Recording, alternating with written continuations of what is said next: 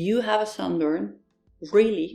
With me going on and on about sun-smart behavior, you went out there and got burned? And now you want me to tell you how to treat said sunburn?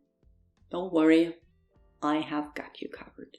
Today we will talk about what happens when you get sunburned, the 3 different stages there are, and the 5 things you should do to treat it. So, hand on heart, when was the last time you got a sunburn? Mine was at the end of last summer when it was warmer than I had anticipated, so I took off my jacket and burned my shoulders.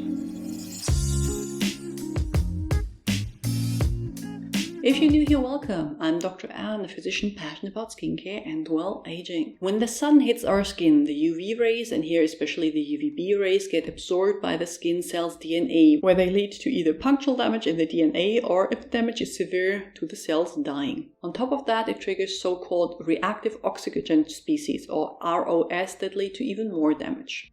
Just to be clear, every bit of UV radiation will lead to damage. There's no safe dose, but our skin has its own repair mechanisms that can undo some of the damage as long as it isn't too much. If it gets too much, the damage is there and the skin starts to react, with redness called erythema and, depending on the severity, with swelling, blistering and even systemic reactions. The cells damaged or dying send an SOS signal in the form of transmitters like histamine or NO, which in turn lead to vasodilatation and the start of an inflammatory cascade that brings things like prostaglandin and immune cells to the site of the trauma. Our bodies have a default reaction to any kind of trauma that needs repair, and sunburn is no exception. A sunburn comes in different stages of severity, with stage 1, first-degree burn, being just redness. Yes, even the light pink tint your skin gets after sun exposure is a sunburn and a sign of cell damage and death. With growing intensity, there is more intense redness, and due to the vasodilatation and inflammation, swelling and the feeling of heat. That swelling is caused by fluid leaving the blood vessels, a process called exudation, and the feeling of heat comes from the dilated blood vessels. It is not heat trapped in the skin just feels hotter. If the sunburn leads to blisters, that is the sign of a 2nd-degree burn, when the damage reaches the epidermis. Depending on the area affected, a 2nd-degree burn can make it necessary to seek medical attention. We'll get to that in a bit. Thankfully, very rare is a 3rd-degree sunburn where the damage goes down as deep as the subcutaneous fat. That kind of burn needs intense sun damage and can lead to destruction of the skin structures like nerves or hair follicles. It will always require medical attention. The degree also determines how long the sunburn will take to heal. While it will take up to 6 hours after sun exposure until the full extent of the sunburn is visible, the 1st-degree burns will usually heal within 24 to 72 hours. The time it takes is heavily influenced by your genetics, but also by things that affect your general healing ability, like age, smoking, or diabetes, for example. A 2nd-degree burn can take as long as 7 to 10 days until the skin has healed and has a risk of leaving scarring or hyperpigmentation behind, and the 3rd-degree burn not only takes very long, but can also require surgical intervention. It always leaves scars behind. Now, let's talk treatment with one very important message. You can only ever treat the symptoms of sunburn. The damage is done and you won't be able to heal or even reduce it. With that being said, here are the 5 things you need to do. Get out of the sun and stay out of the sun. The burn will need up to 6 hours to fully develop, and that it appears means your skin's defense mechanisms are down. Until it is fully healed, you will need to stay out of the sun. Applying sunscreen on top is not enough. Cool the area with a cold shower or cold compress. That will lessen the pain and the swelling. Moisturize with soothing and repairing products. The burn means the skin's barrier is damaged, with an increase in transepidermal water loss, and you'll notice your skin getting dry during recovery. Ingredients like colloidal oatmeal, panthenol, ceramides and Centella asiatica are a good option, as are antioxidants to help fight off the ROS. Drink enough water.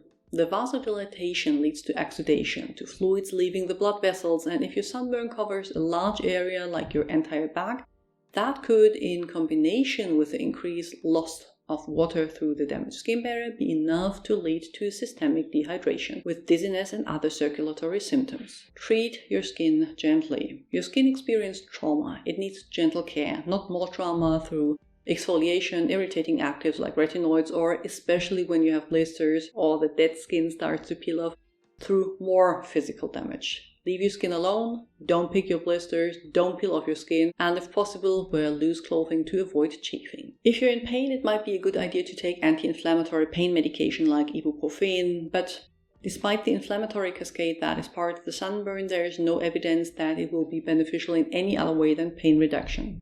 It will sadly not reduce the amount of damage and, as a word of caution, could lead to problems with the kidneys when you are at the same time severely dehydrated. Same is true for oral or topical corticosteroids. They lessen the symptoms but don't influence outcome. If oral antioxidants help is unclear, but at least they have little side effects if you don't overdo it. Just have some fruits or tomato juice or whatever you enjoy. And for all of those that are about to tell me, but if I don't get a little redness, I won't tan, that isn't true. Sunburn does not turn into tan. It is just that tanning is the attempt of the skin to protect its DNA by producing melanin to absorb UV radiation. That mechanism will get triggered with or without a sunburn. It's just the more intense the damage, the more intense the trigger. The best thing for your skin would be not to tan, as that would be a sign it is well protected. The second best thing for it would be to tan without a sunburn. And believe me, I feel you. I am pale, I am blonde. If I don't put color in my face, people assume I am sick. But trying to tan in my youth just gave me hyperpigmentation that I need to deal with now alongside an increased risk for skin cancer. So now I rely on bronzer or self-tan for the face. I will leave some suggestions in the description box. If you experience a second-degree sunburn, the one with blisters over a large surface area, or if you have accompanying symptoms like nausea, severe headache, dizziness, drowsiness, or worse, you should seek medical attention. Again, whatever treatment they can offer will not reduce the damage in your skin, but severe dehydration or the neurological symptoms that can be triggered by intense sun exposure need to be addressed. Every bit of sunburn, even a slight redness that stays, is a sign of damage to the skin. That damage is not reversible. Treatment of sunburn will only ever treat the symptoms, so prevention is your best option. But if you slipped and burnt yourself, here's what you need to do. Get out of the sun immediately and stay out. Cool with cold showers or cold compresses. Moisturize with soothing and repairing ingredients like panthenol, colloidal oatmeal, or ceramides. Stay hydrated. You will lose fluid through swelling and the damaged skin barrier. Leave your skin alone. No actives and no picking. If there's anything you would like to add, please do so in the comments below. I will link to more videos you might find interesting on the screen and add links to my Instagram blog and Patreon account in the description box. See you soon. Bye!